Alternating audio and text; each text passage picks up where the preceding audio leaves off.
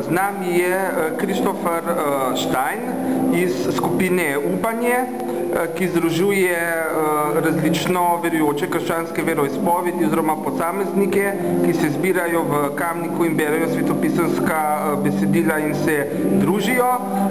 Nam lahko kaj poveš o namenu današnjega koncerta, ki ga tudi organizira ta skupina? Ja, lep večer.